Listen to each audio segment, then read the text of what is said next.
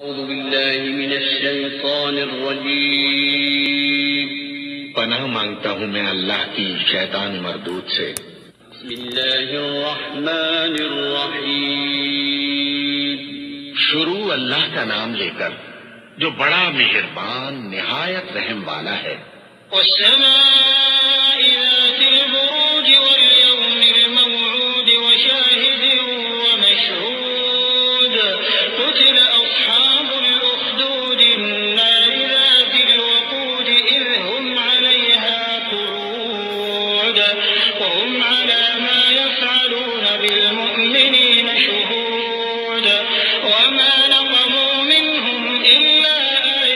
يؤمنوا بالله العزيز الحميد الذي له ملك السماوات والأرض والله على كل شيء شهيد۔ آسمان کی قسم جس میں برج ہیں اور اس دن کی جس کا وعدہ ہے، اور حاضر ہونے والے کی اور اس کی جس کے پاس حاضر ہوتے ہیں کہ خندقوں والے ہلاک کر دیے گئے،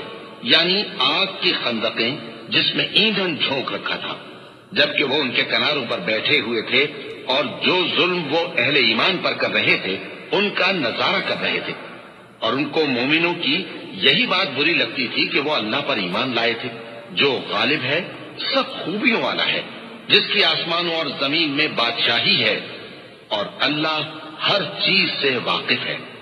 إن الذين فتنوا المؤمنين والمؤمنات ثم لم يتوبوا فلهم عذاب جهنم ولهم عذاب الحريق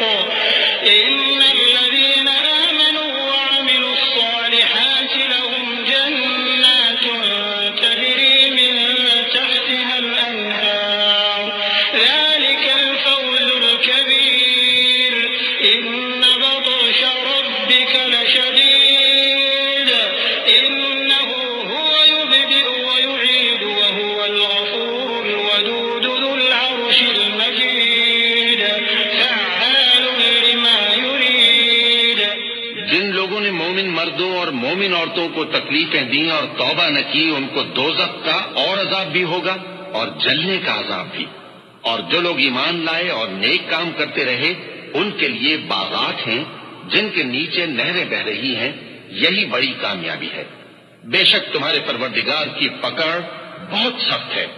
وہی پہلی دفعہ پیدا کرتا ہے اور وہی دوبارہ زندہ کرے گا، اور وہ بخشنے والا ہے،